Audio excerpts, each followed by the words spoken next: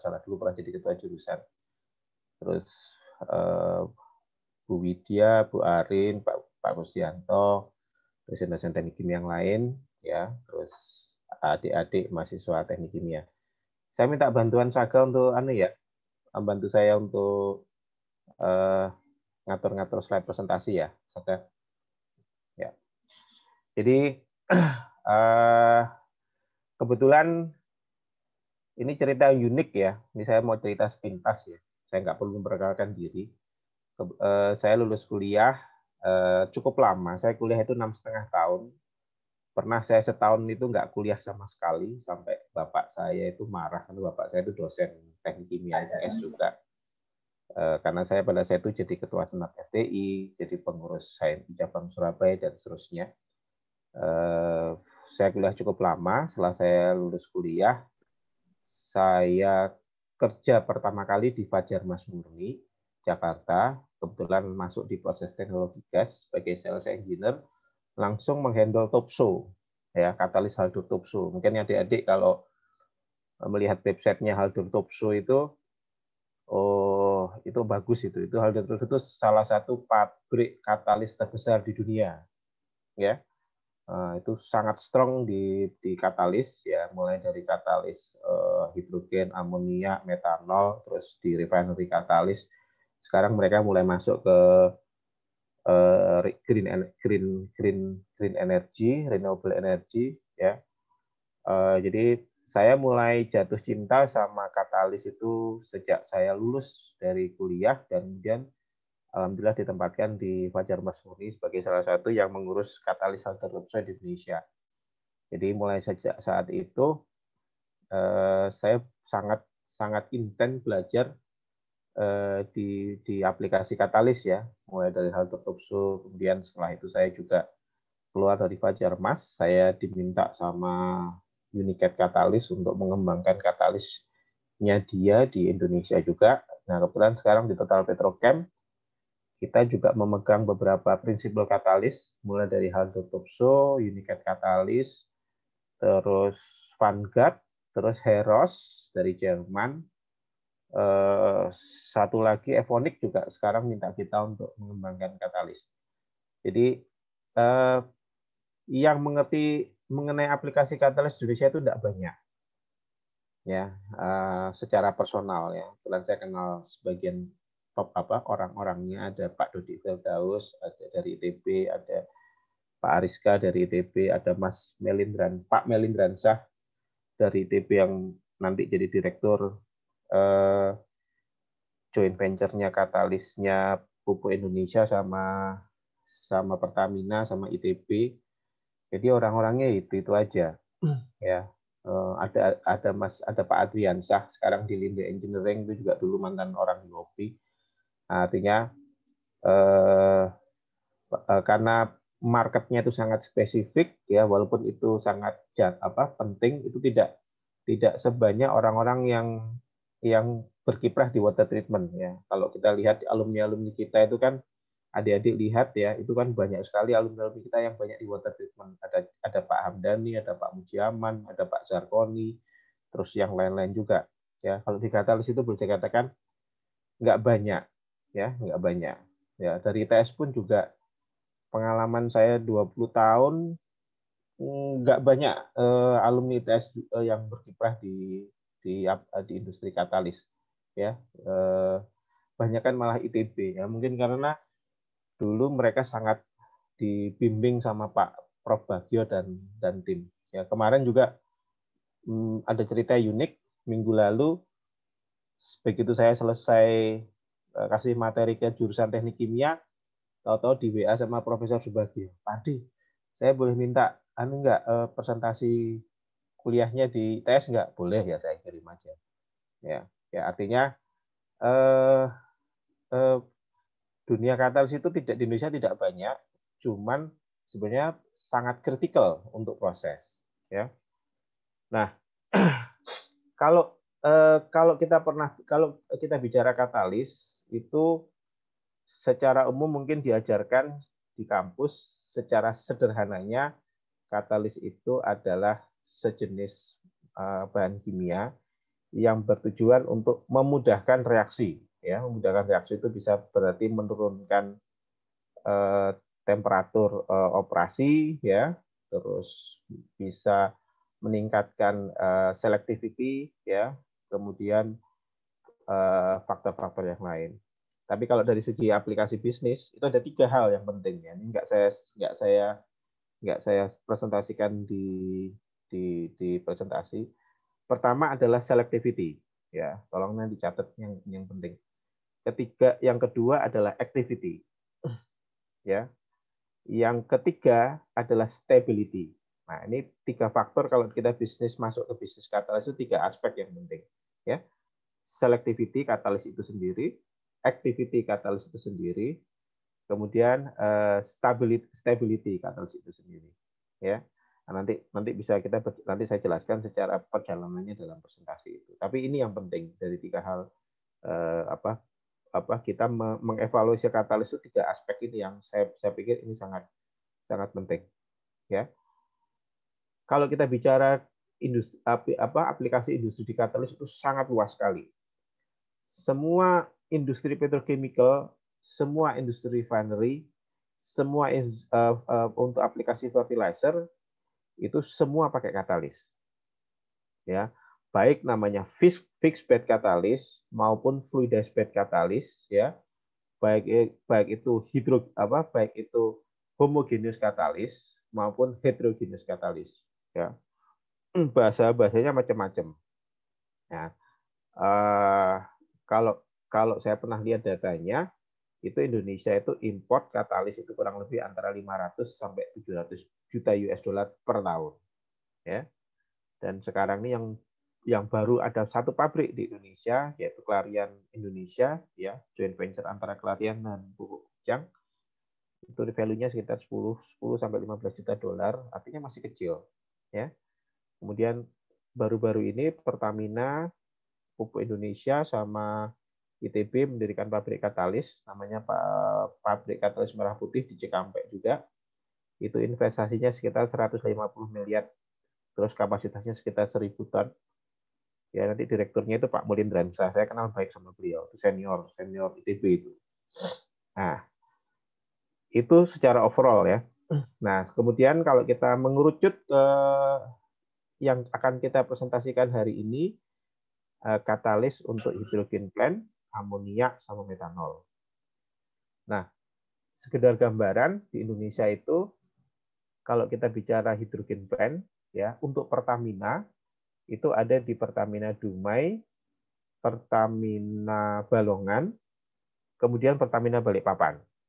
Ya, bahasa mereka sebagai utility process, karena hidrogen itu dipakai untuk feed dalam proses selanjutnya. Kemudian kalau kita bicara hidrogen plant yang lain, ya mungkin adik-adik ada di Gresik itu Petro-Okso Nusantara, okso alkohol itu juga ada hidrogen plant cukup besar. Terus juga yang kecil-kecil itu kurang lebih di Indonesia ada sekitar 25 sampai 30 plant, kapasitasnya sekitar 1000 sampai 3000 normal meter kubik. Setiap pabrik oleochemical itu juga butuh hidrogen plant. Biasanya kayak Wilmar, terus Sinarmas, seluruhnya itu mereka pakai hidrogen plant. Kemudian juga pabrik oli, ya, oli kayak Egypt sama WGI itu juga ada hidrogen plant-nya. Jadi kalau saya boleh lihat hidrogen plant itu penting, ya. Kalau bahasanya industrial itu sebagai bagian dari utilisasi, jadi supply gas industri, ya. Di Indonesia itu ada sekitar 30 sampai 40 hidrogen plant untuk medium sama small size. Kalau yang besar itu di Pertamina, ya ada 3, Petro-Okso 1, yang lain saya belum lihat. Tapi artinya puluhan pabrik hidrogen plant, ya. Misalkan nanti adik-adik kerja di oleochemical industry, pasti akan menemukan hidrogen plant. Itu size-nya kurang lebih sekitar 2000 sampai 3000 normal meter kubik. Nah, kalau adik-adik kerja di pabrik industrial gas seperti Linde, Air Product, Samator, itu mereka punya hidrogen plant juga, ya. Terus kalau adik-adik kerja di Pertamina, ya untuk di refinery di kilang, itu juga ada hidrogen plant di beberapa area tertentu. Ya, kalau di yang saya tahu sih ada 3 ya, di Dumai, di mana? Di Balikpapan sama di Balongan. Ya. Nah, itu kita bicara hidrogen plant. Sekarang kita bicara amoniak plant. Nah, amoniak plant kalau kita tahu banyak dipakai di industri pupuk. Ya. Semua pabrik pupuk, baik itu Busri, Petrokimia Gresik, pupuk Kaltim, ya, terus pupuk Iskandar Muda, pupuk Kujang, itu semua mempunyai amoniak plant. Ya, amoniak plant itu nanti dipakai untuk pembuatan urea. Ya, jadi untuk urea, kalau kita produksi urea itu kan salah satu bahan bakunya itu adalah amoniak. Amoniak dicampur dengan CO2, jadi urea. Nah, amoniak itu dihasilkan dari pabrik amoniak. Jadi setiap pabrik pupuk urea itu selalu ada amoniak plant-nya. Kemudian kalau swasta itu setahu saya di Indonesia ada 2, satu Kaltim Parna Industri di Bontang, satu lagi di Sulawesi namanya Panca Amara Utama. Ya. Nah, jadi itu nanti kalau ada kerja di pabrik pupuk juga nanti akan ketemu proses ini. Ya. Nah, yang terakhir itu metanol, ya, pabrik metanol. Saya ini ngomong metanol base-nya dari feed natural gas. Ya, kalau di Indonesia sekarang ini hanya satu, yaitu di Bontang namanya Kaltim Methanol Industry. Dulu ada senior kita, Pak Joko Subagio yang jadi salah satu leader plant di sana. Ya, sekarang saya nggak tahu siapa yang dari TES, sudah lama nggak ke sana. Terus ada rencana Pupuk Indonesia akan bangun pabrik metanol di Bintuni, ya. Terus juga ada rencana Air Product joint venture dengan grupnya Bumi sama Salim Group sama yaitu itu akan bangun pabrik metanol di Kalimantan, ya. Terus Bukit Asam juga ada rencana bangun pabrik metanol di Sumatera. Nah, artinya nanti kalau kalian kerja di sana, kalian juga akan banyak banyak berkecimpung atau banyak bergulat di katalis-katalis yang berkaitan dengan metanol plant. Jadi ini yang jadi sebenarnya kalau dari sisi tidak menutup kemungkinan misalnya 5 atau 10% dari kalian pasti akan berkutat akan mulai mengenal di lapangan itu untuk katalis di hidrogen plant, amonia atau metanol plant. Jadi ini gambaran dari saya untuk kurang lebih map untuk hidrogen, amonia sama metanol. Ya. Nah, monggo silakan Mas Aga di Stiano. Ini terus terang saya minta tolong Mbak Ika yang buat. Saya belum sempat baca detail karena 2 minggu ini saya repot banget. Ya. Nah. Oke. Ini gambaran dari hidrogen, ya. Jadi begini, kalau kita bicara hidrogen, ngapa saya jadikan satu hidrogen plant metanol dengan amonia? Karena dari sisi proses itu awal sampai pertengahan itu prosesnya sama, ya. Jadi baik itu metanol, terus amonia, terus hidrogen plant itu mulai dari proses awal sampai di steam reformer itu kurang lebih sama. Nah, setelahnya itu ada perbedaan-perbedaan karena target produknya berbeda. Satu targetnya hidrogen, satu targetnya amonia, dan satu targetnya itu metanol. Ya. Nah, ini kita bicara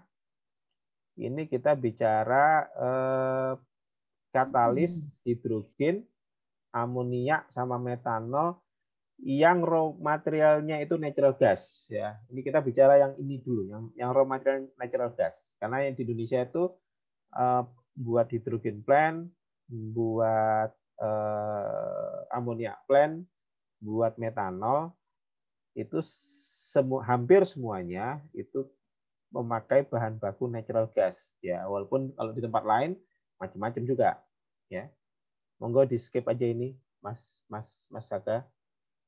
Nah, ini yang apa penting ya, hidrogen apa ini coba langsung skip aja yang ini enggak. Nah, oke. Sekarang kita bicara hydrogen plant ya. Nah, hydrogen plant itu ada beberapa jenis katalis ya. Pertama adalah desulfurizer, steam reforming, shift converter, sama CO2 removal. Nah, saya mau bicara filosofi dari proses di hydrogen plant, ini juga di ammonia plant, juga di metanol.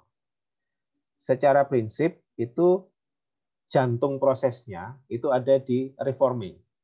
Ya, kalau kita bicara reforming itu merubah CH4 ya, natural gas menjadi H2 dengan CO2 dengan bantuan nikel katalis ya. Namanya kalau sudah aktif namanya Ni ya, tapi pada awal bentuk awalnya itu namanya NiO. Jadi harus diaktifasi dengan steaming ya. Nah, steam reforming katalis ini ya, itu punya musuh ya. Kalau bahasa kita itu poison ya, tapi kalau bahasanya orang mungkin masa awamnya punya musuh. Jadi kalau ketemu musuhnya ya, itu lama-lama juga katalis itu akan rusak ya. Nah, musuh dari steam reforming katalis itu poisonnya itu ada beberapa. Salah satu yang sering kita temui adalah sulfur. Ya. Makanya di setiap pabrik baik itu hydrogen plant, ammonia plant, metanol plant, selalu dipasang namanya desulfurizer. Ya. Desulfurizer itu tujuannya apa? Untuk mengabsorb H2S. H2S itu kalau bahasa kita itu namanya sulfur anorganik. Kenapa dinamakan sulfur anorganik? Karena tidak ada kandungan C-nya. Ya, HCl itu tidak ada C-nya. H2S itu tidak ada C-nya. Makanya dinamakan sulfur anorganik. Ada juga namanya sulfur organik.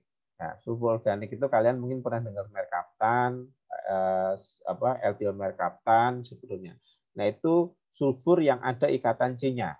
Bahasa kita itu dinamakan sulfur organik.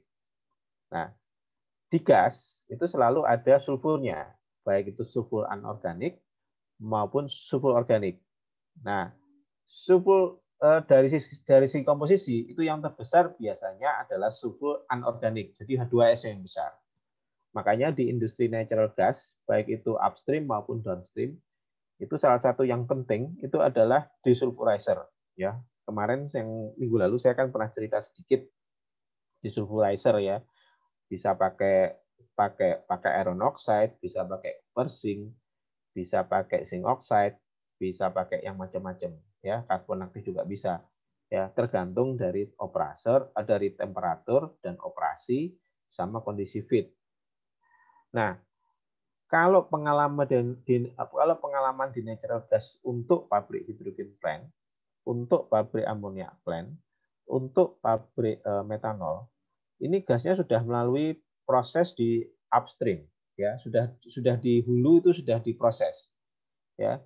CO2-nya udah mulai dikurangin, H2S-nya juga yang awalnya itu mungkin 2-4%, biasanya begitu mau dijual ke industri, itu mereka ada batasan minimal dari kandungan H2S. Itu pengalaman kami itu 8-20 ppm ya, untuk bisa dijual sebagai gas industri. Tetapi kandungan 8-20 ppm itu tetap mengganggu proses di reforming katalis. Jadi inti proses di mana? Di hidrogen plant, di amonia, di metanol itu salah satu ini prosesnya adalah di steam reforming. Ya. Makanya analisa atau menginstal desulfurizer buat ketiga hal ini penting. 2 bulan yang lalu saya sempat dipanggil temannya Bu Erin, Pak Adianto, mungkin K35 ya, Bu Erin ya. Oke, K35. Nah, ya, Pak Adianto itu senior process engineer di Egypt. Ini satu case di lapangan ya. Ini pabrik oli yang kalau adik-adik pernah tahu ada di Egypt itu di Kempol itu ada pabrik oli. Nah itu dia pakai hidrogen plant kecil. Nah terus dia info ke saya, Mas, ini kok katalis saya di hidrogen plant kok biasanya normalnya 4 tahun, kok tahu-tahu setahun atau 2 tahun sudah ganti. Terus saya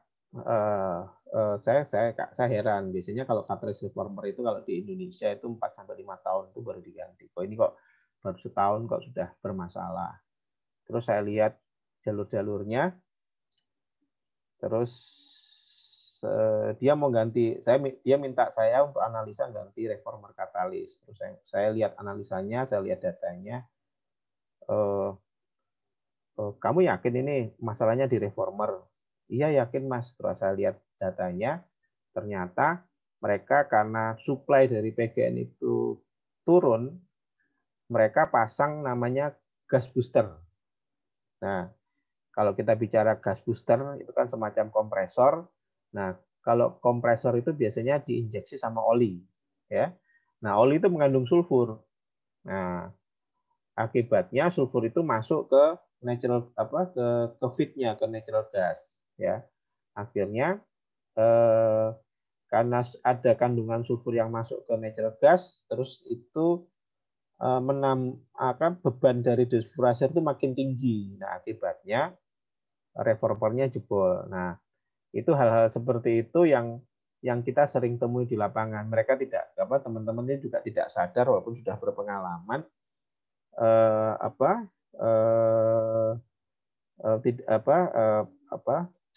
secara simpel aja ini harus diganti ini harus tapi root cause-nya itu belum root cause-nya tidak dianalisa secara detail. Nah, ini saya kembalikan ke yang tadi ya. Desulfurizer itu penting ya. Kemarin juga ada case di Parnaraya itu juga katalisnya jebol, setelah dianalisa ternyata ada sulfur yang naik di sana ya. Jadi beberapa case itu saya lihat itu tidak saya juga pernah handle kasus di Pusri. Di Pusri itu lifetime-nya reformer juga lebih cepat ya. Setelah kita analisa Pusri itu mengambil asumsi menganalisa itu hanya kandungan H2S-nya ya. Tapi mereka mengasumsikan itu sulfur organiknya itu sedikit ya. Jadi mereka bisa abaikan. Nah, akhirnya saya minta analisa secara detail. Itu sampai analisanya sampai dilakukan di Thailand. Di Amerika saya ingat. Saya kirim kanisternya, kirim pakai pesawat, mengirim biaya kirimnya sampai $3.000. Ternyata setelah dianalisa itu kandungan sulfur organiknya itu 20%. Ya. Dan itu tidak diduga sama Pusri. Akhirnya kita desain ulang katalis desulfurizer-nya di sana. Nah, case-case seperti itu kelihatannya simpel, tapi penting. Kenapa? Ya nggak ada secara jangka pendek nggak ada masalah di reformernya. Tapi dengan tidak membuat analisa detail, membuat desain desulfurizer yang bagus, itu lifetime-nya reformer akan cepat habis. Nah, itu yang seringkali jadi titik lemahnya industri di Indonesia. Karena kebanyakan kalau ammonia plant, hidrogen plant, methanol plant, itu mereka mendesain hanya untuk menyerap H2S. Ya, sulfur organik itu jarang mereka perhatikan. Dengan asumsi itu nilainya sedikit. Ya. Nah, kembali ke yang tadi, ya, unit proses H2 plant itu yang penting itu adalah di steam reforming, ya. Nanti kan ada selanjutnya. Tapi purifikasinya harus bagus, ya. Makanya itu selalu dipasang di desulfurizer unit, biasanya memakai zinc oxide, Ya, nanti mungkin ada selanjutnya ada slide-nya kenapa harus pakai zinc oxide. Monggo Mas dilanjutkan. Nah, ini gambar proses di hidrogen plant ya. Ya, ini kurang lebih sama lah. Ya, ini bisa di hidrogen, bisa di amonia plant. Ya, ini yang kalau di hidrogen plant ya itu ada beberapa jenis katalis. Pertama desulfurizer atau chloride gas ya. Itu natural gasnya masuk ya. Terus setelah itu masuk ke reformer katalis, steam reformer katalis. Setelah itu bisa masuk HTSC atau LTSC. Kadang di beberapa plant ada yang pakai HTS, kadang di beberapa plant yang ada yang pakai LTSC. HTSC itu singkatan dari High Temperature Shift Converter. Kalau LTSC singkatannya dari Low Temperature Shift Converter. Jadi dia fungsinya itu merubah CO menjadi CO2. Ya. Ya, jadi kalau saya boleh runtut itu natural gas ya komposisinya ada CH4, ada H2S dan seterusnya ya.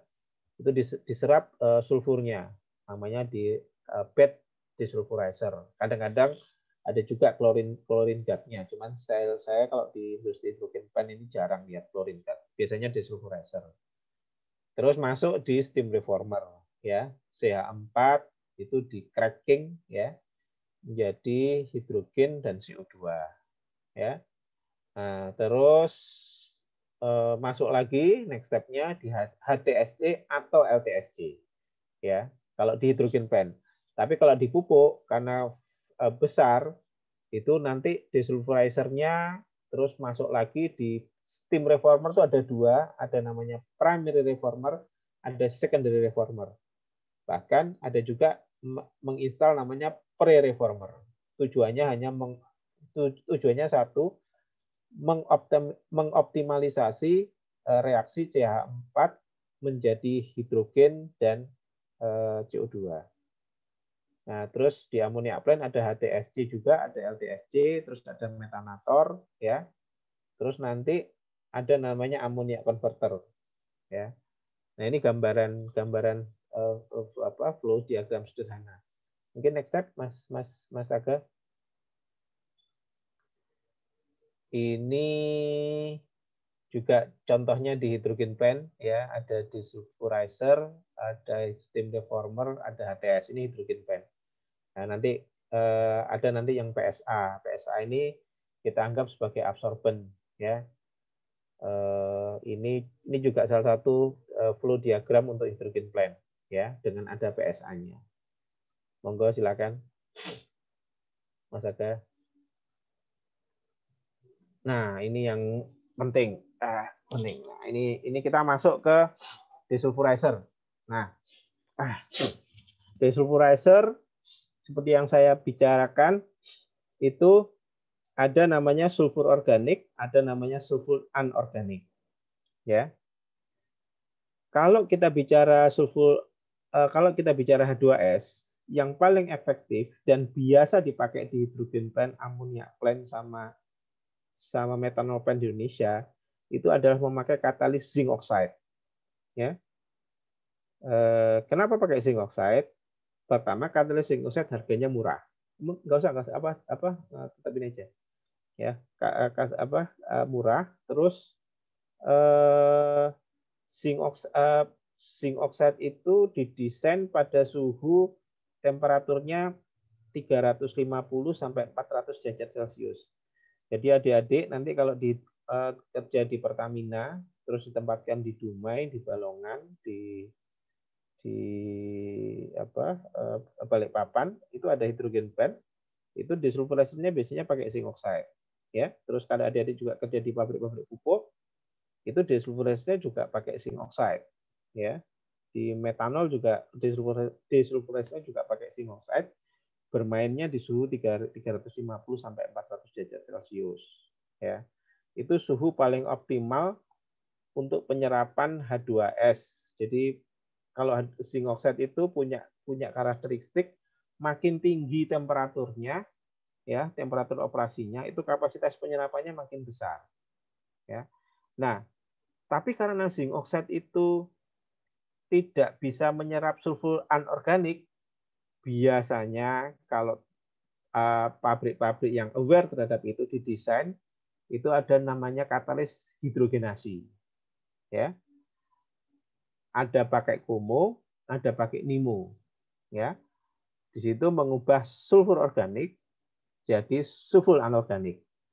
Mengubah RSH kayak merkaptan dan seterusnya ditambah hidrogen itu menjadi H2S. Ya. Nah, H2S-nya baru masuk ke sulfur absorben. Jadi biasanya kalau secara skematik, ya, step awalnya itu hydrogenation katalis, ya, bisa KOMO bisa NIMO. Kalau di hydrogen plant sama amonia plant itu KOMO, tapi kalau di refinery biasanya NIMO, ya. Itu kenapa nanti saya bisa jelaskan. Terus setelah itu baru masuk desulfurizer katalis, ya. Nah, itu kadang-kadang ada dua tower, ya, hydrogenation tower sama sulfur removal tower. Ya, hydrogenation tower tuh katalisnya NIMO sama KOMO. Kalau sulfur removalnya itu zinc oxide. Ya. Nah, monggo lanjut. Nah, kenapa absorben itu penting? Nah, ini kalau kita lihat strukturnya, ya. Nah, strukturnya ini namanya katalis itu biasanya main di surface area, ya. Nah, terus pori-porinya besar, ya. Nah, itu nanti sulfur itu H2S itu akan masuk di pori-porinya, ya. Terus ditangkap sama katalis zinc oxide, ya. Reaksinya adalah H2S plus zinc oxide, ya. Terus nanti hasilnya itu zinc sulfide, ya. Terus H2O. Ya. Jadi ada airnya di sini, ya. Dan ini reaksinya itu bolak-balik. Jadi harus hati-hati juga bermain di suhunya. Ya. Monggo lanjut, Mas Saka. Nah, kenapa absorben itu penting? Ya karena kalau absorben itu lolos, ya nanti akan jadi poison atau jadi musuhnya hidrogen pen. Reformer. Harganya katalis reformer itu jauh lebih mahal, ya. Sebagai gambaran, kalau katalis reformer itu harganya sekitar 20 sampai 30 US dollar per liter. Sedangkan katalis desulfurizer itu di bawah 10 dolar. Jadi kalau kita bicara komersialnya, efisiensinya lebih baik urusin katalis di desulfurizer daripada kita harus sering ganti rutin katalis di reformer. Dan ganti katalis di reformer itu sulitnya minta ampun karena bentuknya cup-cup gitu dimasukkan, waduh ribet sekali. Dan harus ada teknik khusus untuk loading katalis di reformer. Kalau desulfurizer itu bentuknya tangki, jadi simple. Nah, dalam pemilihan katalis, ya, kita juga harus melihat profilnya, ya. Nah, kalau yang bagus, ya, kalau kita lihat di kanan, ya, itu stabil selama di reaktornya, ya, stabil di levelnya di atas, ya, terus baru drop di kepanjangan tertentu. Sedangkan kalau yang kualitasnya nggak bagus, ya itu selalu kapasitas penyerapannya rendah. Nah, kapasitas penyerapannya rendah itu akan menyebabkan potensi, bahasa teknisnya itu sulfur leakage, arti sulfur yang lolos di tangki vessel itu. Ya. Nah, terus ini juga kapasitas penyerapannya juga, ya, itu juga secara kalau kualitasnya maksudnya bagus, ya, itu juga selalu kualitas untuk penyerapannya itu jauh lebih bagus. Nah, itu kita sering temui case-case seperti ini. Tapi memang pengalaman kami itu manufacturer sulfur katalis sulfur removal itu mendesain ada dua tipe, standar katalis sulfur removal sama yang premium katalis sulfur removal. Ya, jadi harga, istilahnya kalau kita ngomong itu beli ada harga ada barang lah ya. Nah itu juga biasanya seperti itu. Jadi kalau kalau saya lihat di Topso juga ada katalis desulfurizer yang standar, yang murah ya, yang kapasitasnya mungkin hanya sekitar 25 sampai 30%. Ada juga katalis yang kapasitas penyerapannya tinggi sampai 36 sampai 40%. Jadi 20% lebih bagus. Nah, itu di mana-mana juga ada mereka provide itu, karena kan kadang-kadang customer itu lebih concern di harga ya. Nah, itu yang sebagai engineer ya kita juga harus bisa memilah, ya bisa menganalisa. Nanti kalau kalian terjun di hidrogen plant, amonia atau metanol, pasti ketemu sama hal-hal seperti ini. Monggo Mas Aga langsung. Nah, ini pembuatan katalis desulfurizer ya. Ini parameter-parameternya itu di purity-nya katalis ya. Terus di raw materialnya ya. Nah, terus kenapa impurities itu perlu? Karena nanti bisa menyebabkan racun di downstream. Downstream itu artinya lanjutannya ya. Misalnya bisa meracuni katalis di reformer, bisa meracuni katalis di HTS, LTS, terus di metanol atau di amonia plant ya. Terus juga ada menimbulkan korosif kalau impuritiesnya itu nggak bagus. Terus juga safety-nya juga. Nah, impuritiesnya itu ada klorin, kadmium, lead, merkuri sama sama Fe. Monggo lanjut Mas Aga. Nah, ini saya kebetulan ngambil dari produknya Haldo Topso. Kebetulan kita yang pegang Haldo Topso. Nah, ini kalau kita bicara desulfurizer ya. Ini ada bahasanya hydrodesulfurizer ya. Itu ada namanya TK250 sama TK261. Ini sebenarnya kode. Satu itu NIMO, satu itu POMO. Ya, ini saya nggak perlu jelasin ini kan kalau kita mau diskusi dengan customer ya. Tapi ini gambaran jenis-jenis katalisnya. Ada yang bentuknya kayak cincin, ada yang bentuknya seperti itu, jadi kayak 4 gitu. Itu nanti kaitannya dengan surface area, dengan crushing strength dan seterusnya. Ya, jadi kalau kalian lihat itu ada selalu di depan itu desulfurizer hydrotreating catalyst. Bisa disebut juga bahasanya hydrodesulfurizer, terus baru desulfurizer. Nah, desulfurizer itu bisa zinc oxide. Monggo lanjut. Nah, ini HTZ 31, HZ51 ini desulfurizer ya, jadi catalyst zinc oxide ya. Nah, kalau di Haldo Topso itu namanya mereka HTZ. HTZ1 ini yang standar desulfurizer, HTZ31 sama HTZ51 itu yang high quality desulfurizer. Nah, kalau ini saya nggak ya, tapi kalau kalian lihat salah satu yang critical adalah sulfur capacity ya. Satunya 405, satunya 525, satunya 430 ya. Nah, artinya apa? Artinya kalau kita loading katalis HTZ1 ya dalam vessel 1 ton katalisnya ya, dia akan bisa 1 meter kubik ya, 1 meter kubik katalis ya, dia akan bisa nyerap itu H2S-nya kurang lebih sekitar 405 sampai akhirnya jenuh ya. Nah, terus kalau HTZ31, kalau kita install 1 meter kubik katalis, ya, dia akan bisa nyerap 525 kilo maksimum dari H2S. Ya. Artinya kalau dibandingkan HTZ1 sama HTZ31, itu ada kenaikan kurang lebih sekitar 10-20%. Nah, itu buat customer ini juga penting kalau mereka sudah menentukan jadwal TA-nya itu bulan keberapa.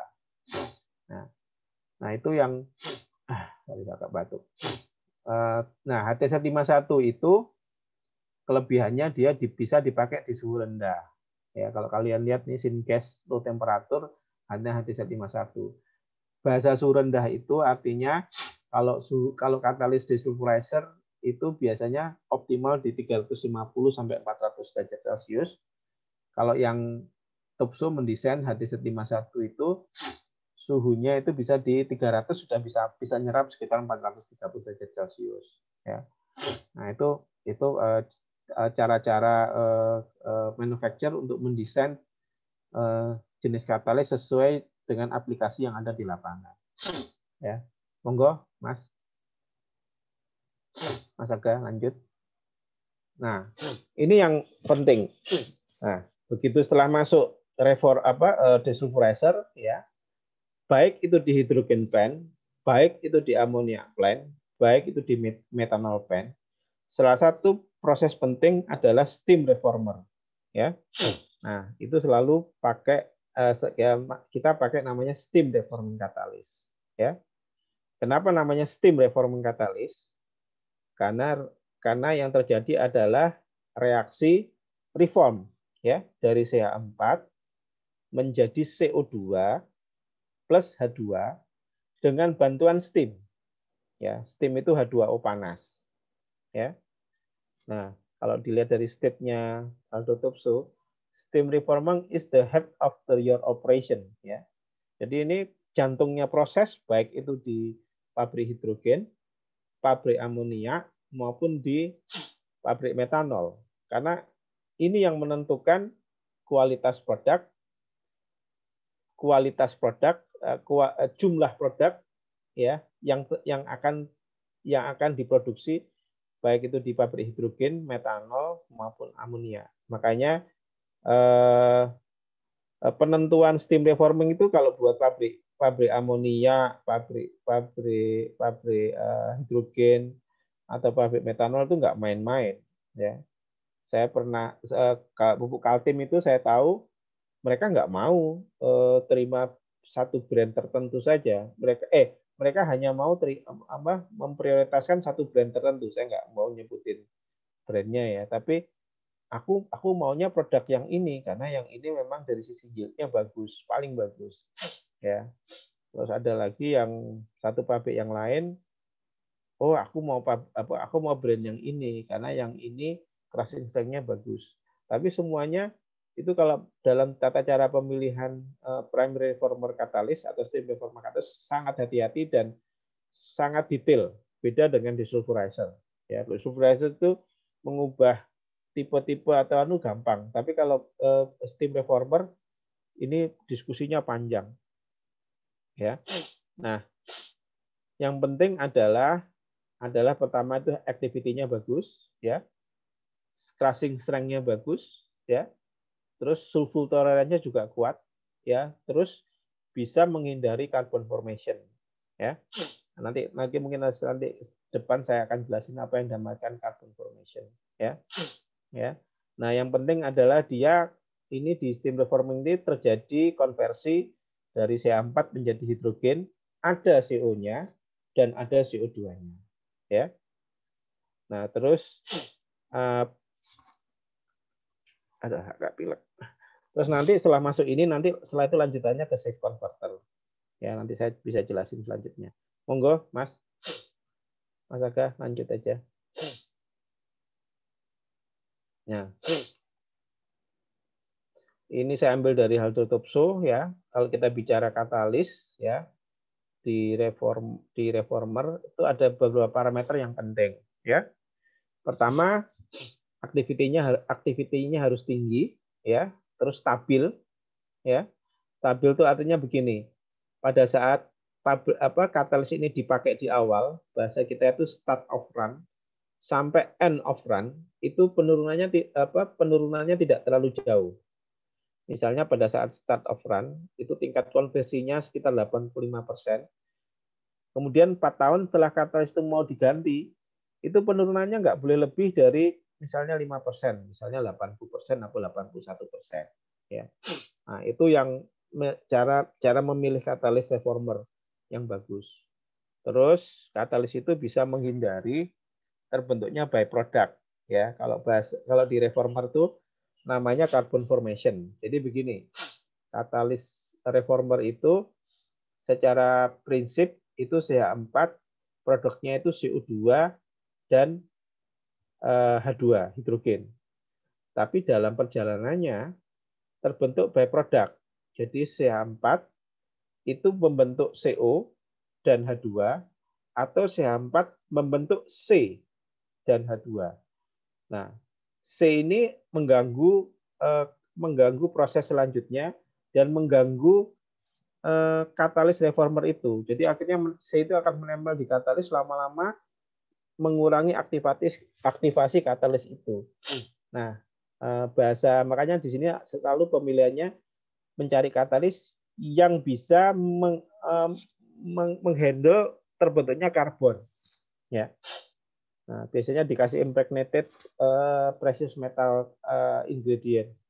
Nah, terus juga yang penting itu dia katalis itu harus kuat, harus tahan terhadap sulfur. Jadi punya toleransi terhadap sulfur yang tinggi. Karena tidak menutup kemungkinan itu di proses desulfurizer itu karena nggak begitu bagus, sulfurnya makin lama makin menumpuk di katalis reformer. Ya.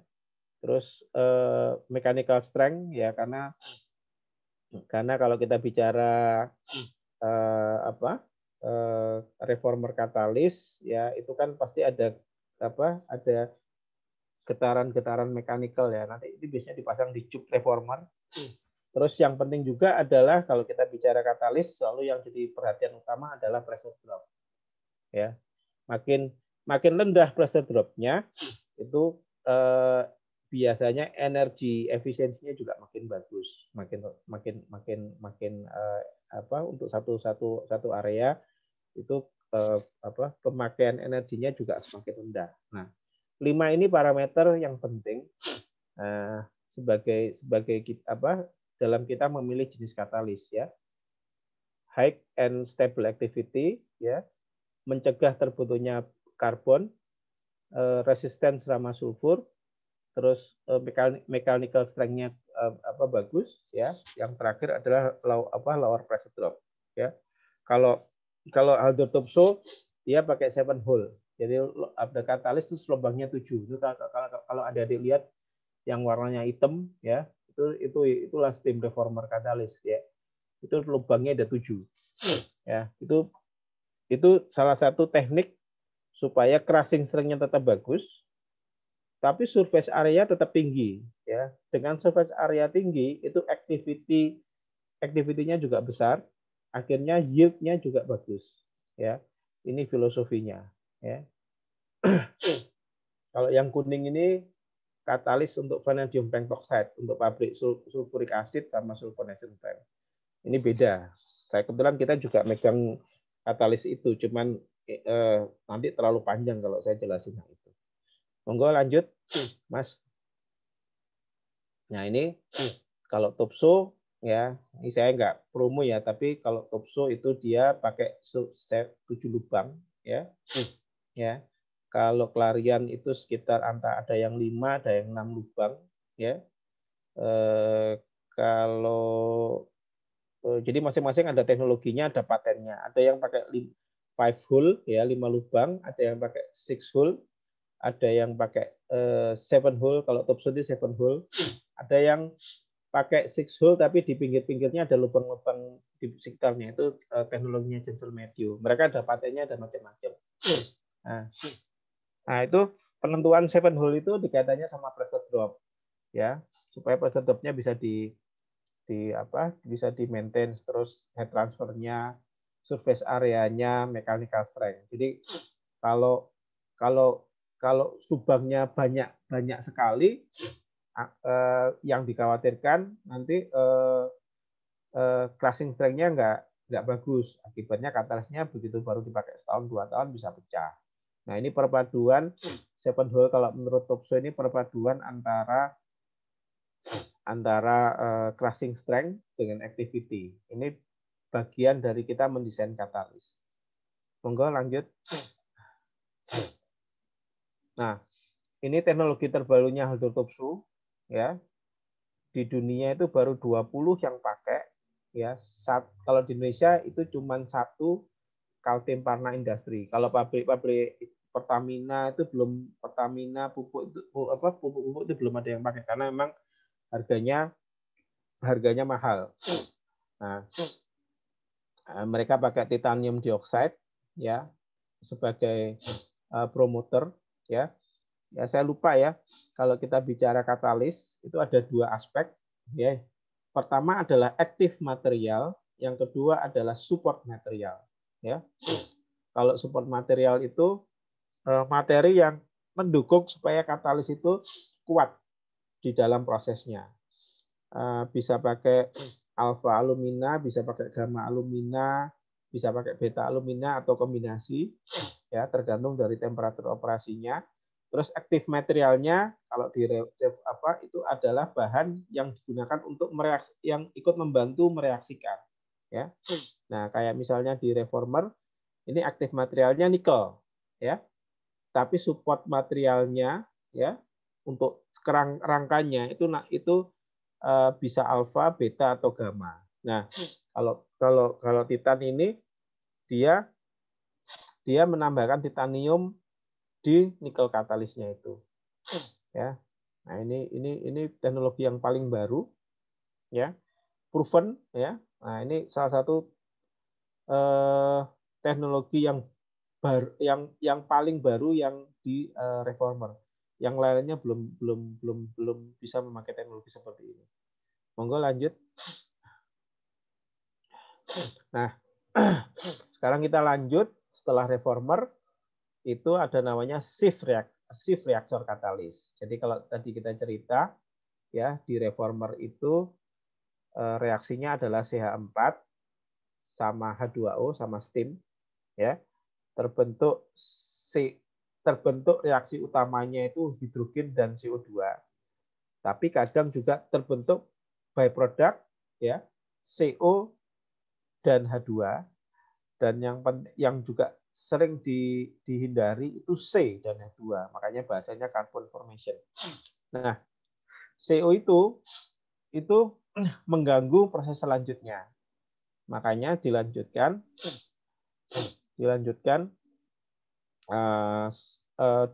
dipasang itu shift katalis ya. Shift katalis itu fungsinya mengubah CO dengan bantuan H2O menjadi CO2 ya dan H2 ya. Kenapa? Karena CO2 nantinya kalau di pabrik pupuk itu dipakai untuk sebagai bahan baku pabrik urea ya.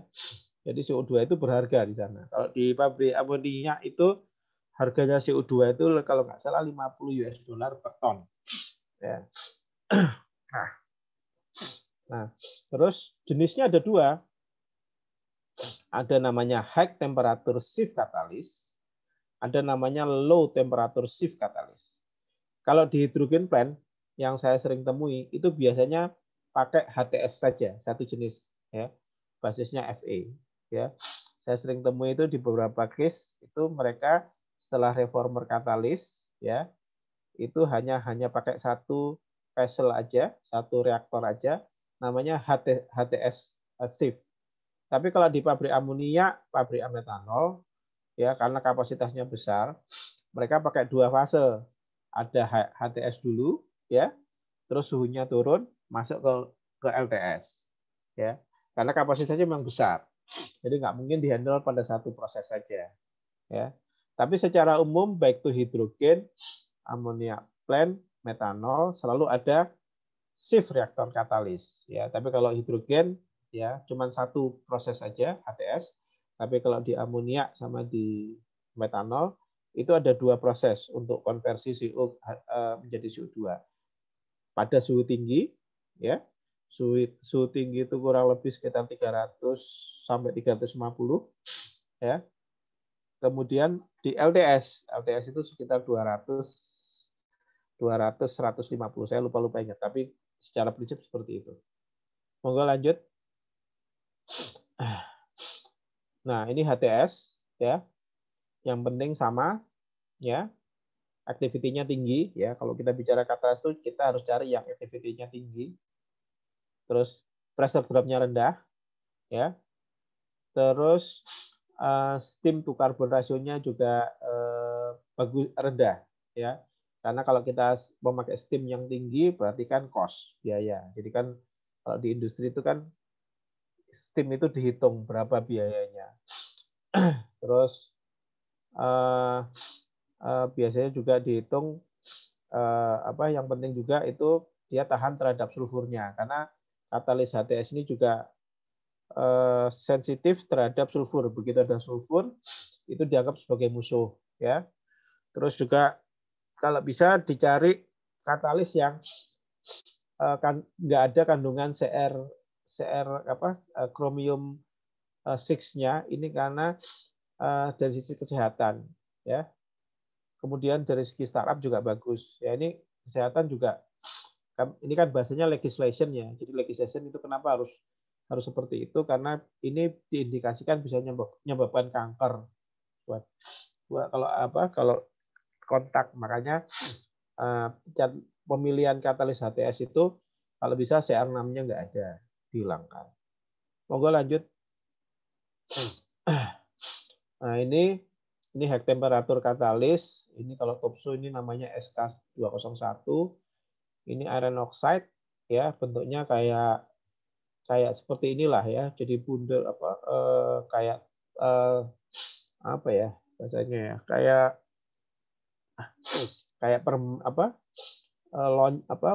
pelet tapi tabung gitu ya, tabung kecil-kecil kayak gitu.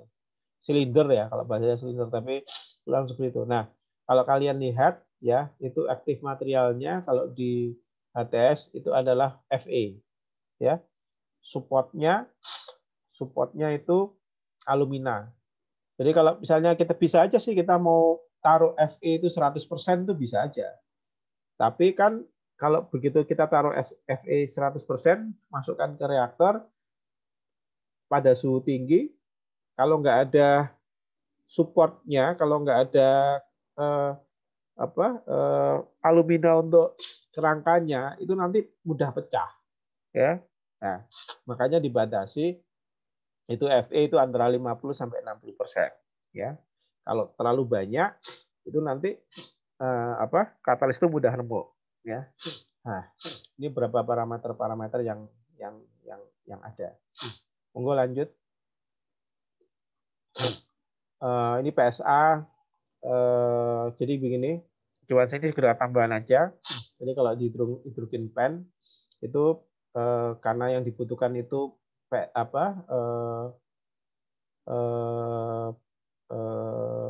hidrogen pennya itu purity-nya 99,99%, biasanya dipasang PSA. PSA ini absorben ya, based on pressure ya. Isinya di dalamnya itu yang kemarin saya kasih penjelasan, ada namanya karbon aktif, ada yang namanya molekular shift, ada namanya embedded alumina. Nah, kalau hidrogen pad, kalau kebutuhan industri kayak di Pertamina Balikpapan, Pertamina Dumai, Pertamina Balongan, terus industri-industri oleochemical ya, mereka butuh hidrogen pen dengan purity tertentu. Biasanya diinstal itu PSA hidrogen pen. Di dalamnya isinya itu karbon aktif ya, terus activated alumina, terus molekular shift ya. Molekular shift dia untuk nyerap N2, NO2 dan seterusnya. Activated alumina dia nyerap H2O. Terus kalau karbon aktif dia nyerap C-nya. Ya, jadi kalau setelah hidrogen pen itu kan mesti ada impurities macam-macam. Nah, supaya pure-nya jadi 99%, ditambahkan PSA. Monggo lanjut. Ini nggak usah, ini lanjut aja ya. Nah, ini kita bicara amonia plant. Ya. Monggo lanjut. Nah, kalau kalian adik-adik lihat antara hidrogen plant sama amonia plant ya. Itu kan ada beberapa hal yang sama ya secara prinsip. Pertama, purification ya. Di hidrogen plant itu juga purification ya. Desulfurizer ya. Di amonia juga sama, desulfurizer juga. Katalisnya juga sama. Nah, terus ada primary reforming-nya. Ya. Sama juga di hydrogen pen, mereka juga pakai primary reforming. Ya. Terus juga ada HTS sama LTS. Ya. Nah, kalau di hydrogen pen itu paling HTS, ya. Kalau di amonia itu ada HTS, ada LTS. Baru lanjut ke metanol, kemudian amonia sintesis. Ya. Nah, di 8 step ini semuanya pakai katalis. Kalau di amonia plant. Jadi kalau kebutuhan katalis di amonia plant itu besar. Aduh, maaf. Saya pilek. Terus saya kebetulan zamannya saya di Fajar Mas Murni itu, maaf, zamannya Fajar Mas, saya kerja di Fajar Mas Murni itu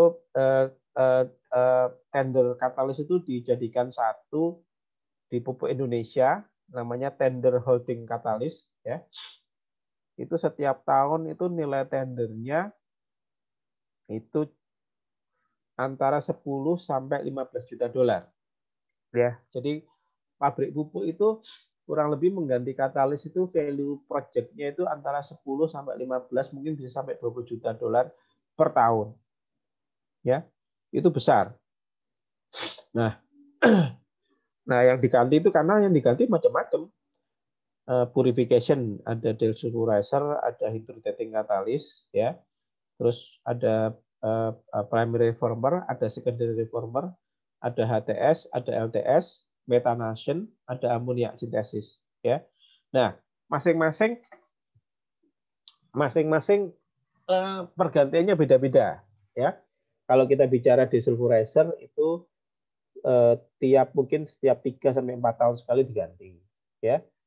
Primary reformer itu pengalaman kami itu sekitar 4 sampai 8 tahun sekali diganti. Secondary reformer kurang lebih sama. HTS itu 4 tahun sekali diganti. LTS itu 4 tahun sekali diganti. Methanation itu sekitar 7 sampai 8 tahun sekali. Nah, yang paling lama ini amonia sintesis katalis. Amonia sintesis katalis itu setiap 10 tahun sekali diganti, bahkan bisa lebih. Tapi ini amonia sintesis ini katalis yang paling mahal. Ya. Sekali ganti itu nilainya bisa sampai 1 sampai 2 juta dolar untuk satu unit plant. Ya. Nah, ini gambaran jenis-jenis katalis yang ada di amonia plant. Ya. Pre-reforming, ya, di Indonesia itu saya belum melihat banyak diinstal pre-reforming. Ya. Kalau di amonia plant itu yang ada yang saya tahu hanya ada di Kaltim Parna Industri. Kalau di pabrik-pabrik pupuk kayak Petrokimia Gresik, pupuk Kujang, pupuk Kaltim, itu mereka nggak pakai pre-reforming katalis. Ya.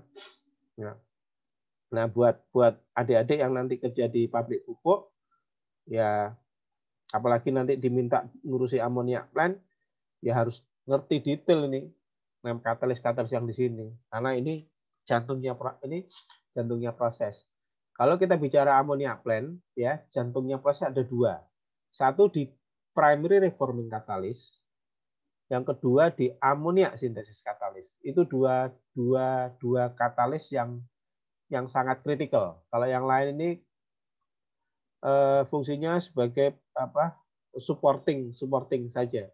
Tapi yang paling kritikal adalah di primary forming dan di amonia sintesis katalis, karena proses utamanya ada di sana. Monggo lanjut.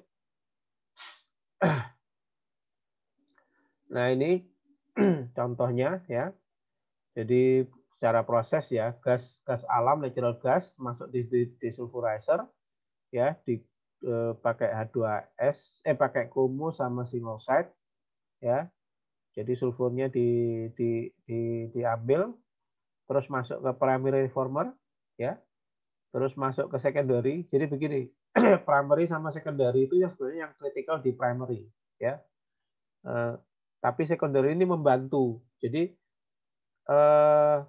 tidak bisa 100% itu CH4 dirubah 100% menjadi hidrogen sama CO2 itu di primary reformer. Makanya biasanya karena flow-nya besar, di amoniak plant itu selalu ditambahkan secondary reformer. Tujuannya itu untuk menambah tingkat konversi CH4 ya.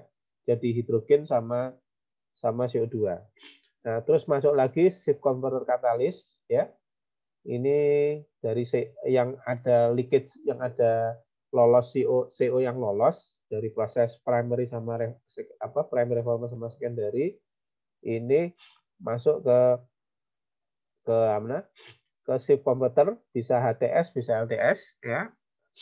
Terus dipisahkan CO2-nya dipisahkan prosesnya, jadi nanti hidrogennya terus ya, terus CO2-nya terpisah, terus setelah itu masuk ke metanator. Metanator itu namanya kan metanator. Jadi C-nya yang masih ada sisa itu nanti dirubah menjadi CH4 kembali ya. Terus terakhir masuk ke amoniak converter. Ya. Amoniak converter itu pakai katalis Fe itu nitrogen ya, kan di secondary reformer itu mulai diinjeksikan udara ya. Terus itu nanti reaksi dengan hidrogen jadinya NH3 ya, terus didinginkan jadi NH3 cair. Ini gambaran flow sheet diagram kalau di pabrik amonia ya. Jadi kalau kalian lihat itu katalisnya kan macam-macam tuh, ada desulfurizer, primary reformer, secondary reformer, shift converter, metanator, sama amoniak converter ya.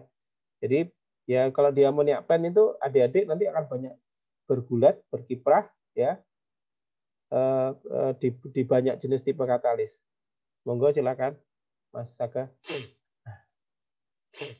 Nah ini gambaran jenisnya amoniak plant ya, desulfurizer unit yang tadi saya terangkan.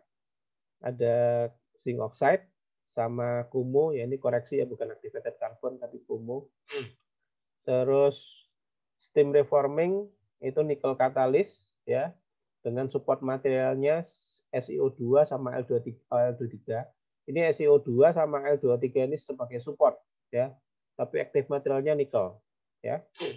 Terus HTS ya, itu Fe ya, ada Cr-nya sama Al2O3-nya sebagai support ya. Jadi aktif materialnya Fe besi. LTS ya, itu aktif materialnya copper zinc ya, L23 sebagai support ya. Terus metanator ini katalisnya NiO ya, aktif materialnya Al23 ya. Terus ini kurang satu, itu namanya amoniak converter katalis ya. Monggo lanjut ya. Nah ini metanol plant. Nah metanol plant juga sama ya, bahan bakunya dari natural gas ya. Terus nanti ada desulfurizer juga ya. Terus ada reformer juga, itu juga metanol itu juga primary secondary reformer. Kadang di metanol juga ada pre-reformer pre-steam reformer ya. Terus setelah reformer baru pakai katalis metanol converter. Jadi istilahnya metanol sintesis katalis ya. Itu base-nya copper zinc ya. Jadi secara proses kurang lebih sama. Di depan ada desulfurizer ya. Terus ada reformer ya. Reformer itu bisa pre-reformer, kemudian primary steam reformer, terus ada secondary reformer, terus baru masuk ke metanol converter. Jadi Tadi agak batuk. Jadi reaksinya ya CO2 ditambah hidrogen jadilah metanol.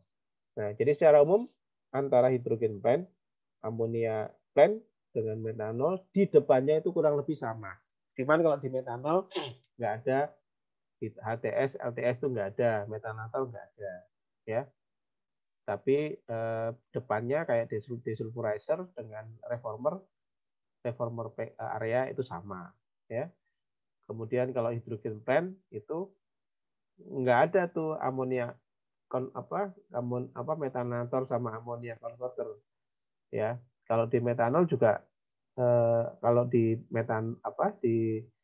metanol ya ada metanol sintesisnya, kalau di amonia plant ada amonia converter katalisnya. Jadi secara umum kurang lebih prosesnya nggak beda-beda jauh. Jadi artinya begini, kalau nanti kalian kerja di bagian hidrogen plant, nanti tahu-tahu ada tawaran kerja di pabrik pupuk atau di pabrik amonia plant atau di pabrik metanol, ikut aja nggak apa-apa. Karena secara prinsip prosesnya sama, terutama di bagian depan. Indonesia kan sekarang lagi gencar-gencarnya bangun metanol plant tuh, ya. Kebutuhan metanol plant di Indonesia itu sekitar 3,2 juta ton, ya. Sekarang ini yang baru ada itu 600.000 ton per tahun di Bontang, namanya Kaltim Methanol Industry yang punya Jepang, ya. Sojis Jepang. Nah, 2024 itu nanti ada rencana Bakri, ya, lewat Bumi sama Salim kerjasama sama Air Product itu membangun pabrik metanol di Bontang, di Kalimantan Selatan, Kalimantan saya lupa, ya. Itu kapasitasnya 1,8 juta ton per tahun, ya. Terus di Sumatera itu Bukit Asam kerjasama sama Bumi sama Pertamina membangun pabrik metanol kurang lebih 600.000 ton per tahun, ya. Terus Pupuk Indonesia itu rencananya di Papua itu mau bangun pabrik amonia kurang lebih 1,8 juta ton per tahun. Jadi artinya nanti kalau kalian kerja di hidrogen plant, ya pabrik hidrogen plant, kerja di pabrik amonia plant, akan lebih mudah, gampang masuk untuk aktif di industri metanol plant yang berbasis nitrogen. Karena secara prinsip itu prosesnya tidak jauh berbeda. Monggo Mas Aga lanjut. Nah ini produksinya metanol kalau kita pakai syngas, ya. Ini hidrogen plant. Hidrogen plant-nya didapat dari steam reformer, ya, ditambahkan CO, jadilah metanol, ya. Terus katalisnya itu Cooper zinc, ya. Cu sama Zn, terus support materialnya Al2O3. Ditambah juga CR2O3, ini support katalis, ya. Jadi ini aktif materialnya kalau untuk metanol sintetis katalis itu pakai Cooper, ya. Dan juga ada dua stepnya bisa seperti di bawah ini, ya. CH3OH plus DO, HCOOH CH3, HCOO-CH3 plus hidrogen 2CH3OH, ya. Ya, kalau yang di bawah ini feedstocknya beda, tapi lebih banyak sih kita lihat yang atas aja, ya. COH2 dan seterusnya. Ya. Oke, lanjut. Nah, ini gambaran pembuatan metanol, ya. Ini flow sheet diagramnya, ya. Saya pikir ini sekedar gambaran aja, jadi nggak usah terlalu detail, ya. Next step-nya.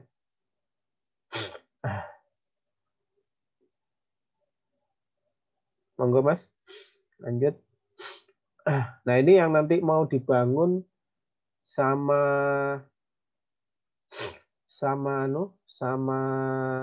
Bumi, sama Air Product, sama joint venture antara Bumi, Air Product, Salim Group, ya, di Kalimantan, dan Air Product, Antam, sama Pertamina di Sumatera, ya.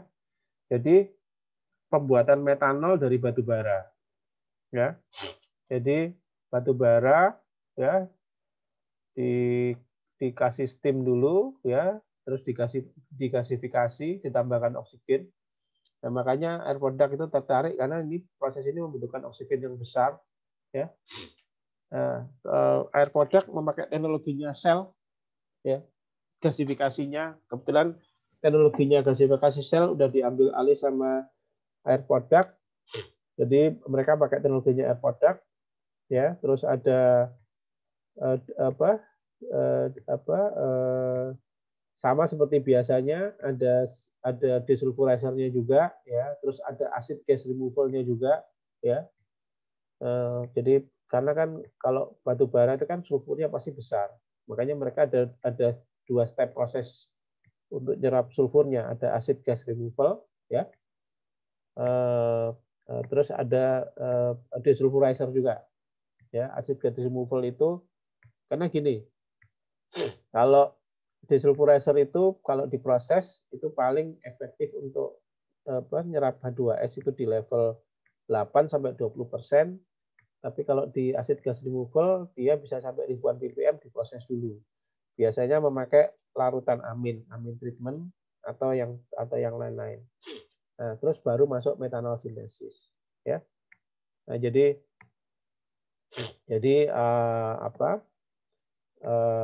ini gambaran dari proses kalau kita memakai bahan bakar batu bara. Monggo lanjut. Oke, sementara itu dulu ya. Jadi monggo ada yang mau bertanya, ada yang mau diskusi.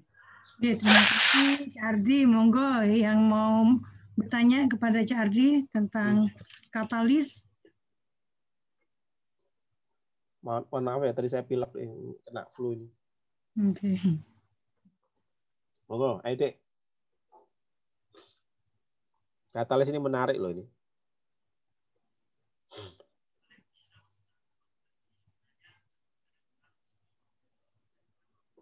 Monggo silakan. Habib, ada yang bertanyakan Habib? Habib ini biasanya suka bertanya ini.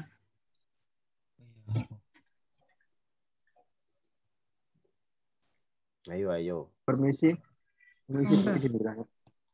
Monggo. Ahmad Rifki, monggo Ahmad Rifki. Ya. Assalamualaikum Cak Ardi. Oke, waalaikumsalam. Yang ingin saya tanyakan sih simpel. Tadi saya mendengar bahwa kebutuhan pada tahun 2024 itu tentang katalis metanol tadi butuh hingga 3,2 juta ton. Untuk saat ini sepertinya masih belum sampai angka segitu ya Pak ya. Iya. Jadi selama ini Indonesia itu impor nggih Pak nggih. Maksudnya kita masih belum bisa produksi sendiri tahun sekarang pada saat ini. Ya. Jadi langsung saya jawab ya. Iya nggih, monggo. Maaf, sorry. Jadi Indonesia sampai hari tahun ini itu estimasi kebutuhan metanolnya itu kurang lebih 3,2 juta ton. Ya. Per tahun ya. Yang sudah ada produknya itu di Kaltim Methanol Industry, itu perusahaan Jepang, Sojis, itu sekitar 600.000 ton per tahun. Nah, dengan proyeksinya pertumbuhannya 5-6%, itu kebutuhannya estimasinya di 2024 itu 3,6 juta ton. Nah, sekarang ini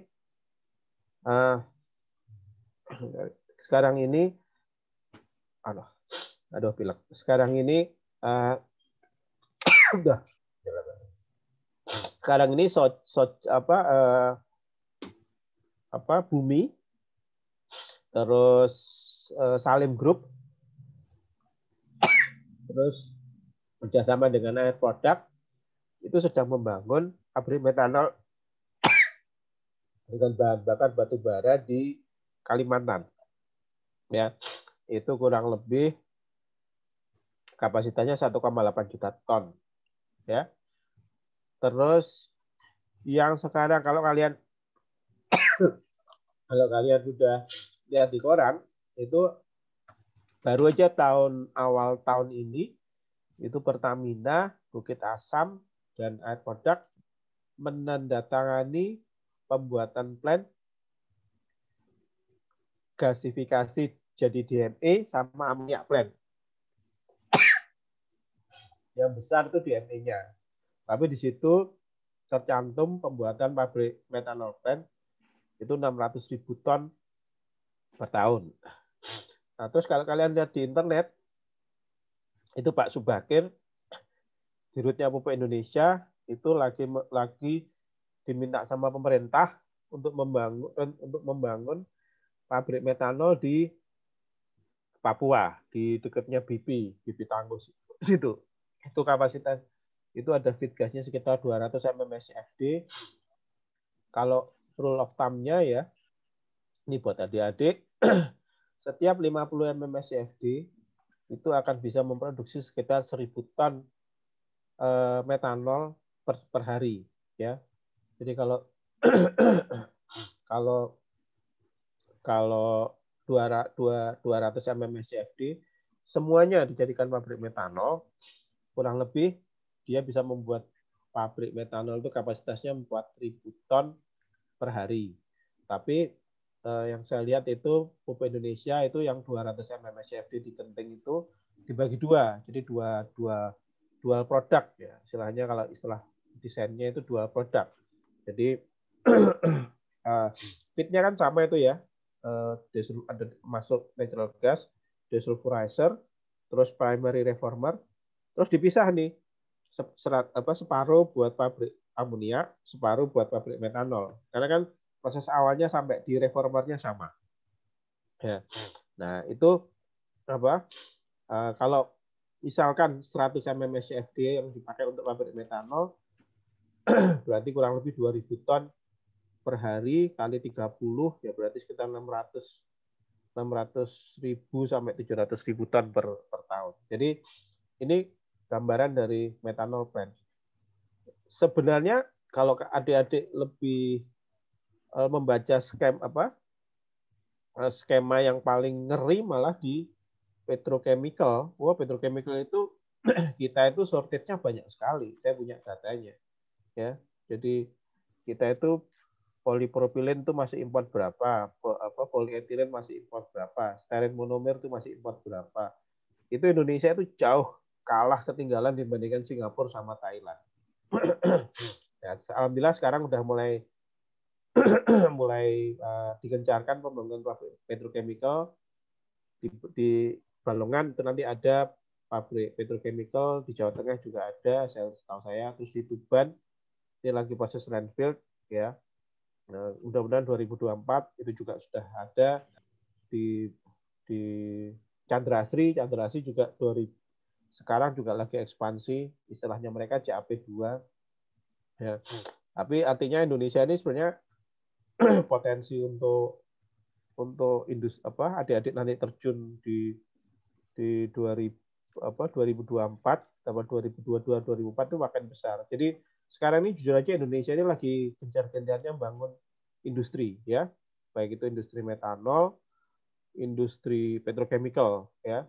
Dan itu semuanya perlu katalis. Saya kebetulan sekarang ini nggak bicara detail mengenai katalis di petrochemical ya, mulai dari PE, polypropylen, polyethylene itu saya juga tahu. Cuman kalian harus siap.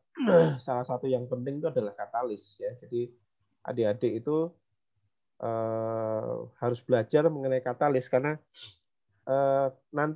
kemarin saya ikut diskusi webinarnya sama 80 tahun ITB ya, kaitannya dengan roadmap-nya petrochemical industry ya.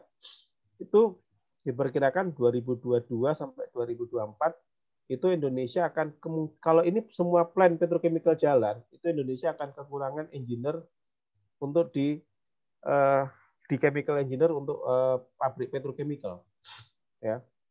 Itu perkiraannya hasil diskusinya di webinar kemarin, karena 2020 sampai 2024 ini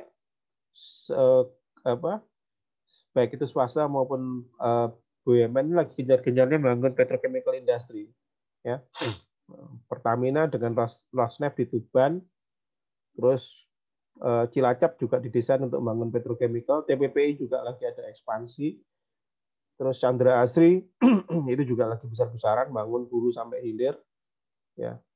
Banyak itu ada apa kakak kelas kita yang di alumni TS yang di Chandra Asri. Terus di Jawa Tengah itu ada perusahaan Taiwan, saya lupa namanya. Itu juga ada rencana bangun petrochemical industry. Terus di Balongan itu juga sebelahnya Pertamina Balongan juga akan rencana ada bangun pabrik petrochemical. Nah, ya ini agak melenceng dari yang kita diskusikan sekarang. Artinya kalian juga harus siap ya semua aspek ya kalau memang kalian ingin terjun di industri petrochemical atau refinery atau pupuk dan seterusnya. Ya, kalau metanol yaitu sekarang sudah mulai ada progres yang sudah fix itu di Sumatera itu Antam, Pertamina dan Air Product ya itu pakai teknologinya Air Product. Terus kalau di Kalimantan itu Bumi Itaka itu grupnya Salim sama Air Product itu juga bangun pabrik metanol. Jadi